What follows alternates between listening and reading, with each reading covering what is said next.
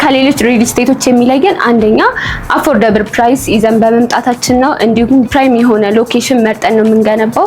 ቦሌ ሚኒየም ጀርባ እንዲሁም ደግሞ ቦሌ ጃፓን ላይ ያሉ ሳይቶች ምስክር ናቸው። አሁን ላይ ደግሞ ሱቆችን በአራዳ ግራንድ ሞል ፒያሳ ላይ አድዋ 00 ይዘንላችሁ መጥተናል። ይሄኛው ለየት ያደርገናል።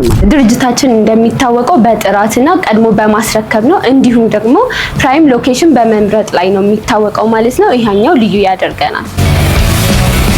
ሳይታችን ላይ ስታንድ ባይ ጀነሬተር አለው፣ የከርስ ምድር ውሃ አለው። እንዲሁም ደግሞ ብዙ ቦታ የሚያስቸግረው የፓርኪንግ ችግር ነው። እኛ ጋር ደግሞ 20 ካሬም ገዛ 145 ካሬም ገዛ ተመሳሳይ የሆነ የፓርኪንግ ኤሪያ ይኖራቸዋል ማለት ነው። በተለያዩ ካሬ አማራጮች ነው ይዘን የመጣ ነው። ከ20 ካሬ እስከ 145 የካሬ አማራጮች፣ ይሄ ማለት 23 25 በተለያዩ ካሬ አማራጮች ይዘንላችሁ መተናል።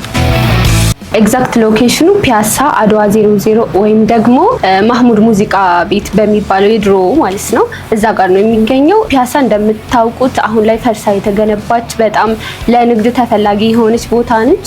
እዛ አካባቢ ለወርቅ ቤቶች፣ ለመጋረጃ ቤቶች፣ ለኤሌክትሮኒክስ እንዲሁም ደግሞ ለኦፊሶች በጣም ተፈላጊ የሆነች ቦታ ነች።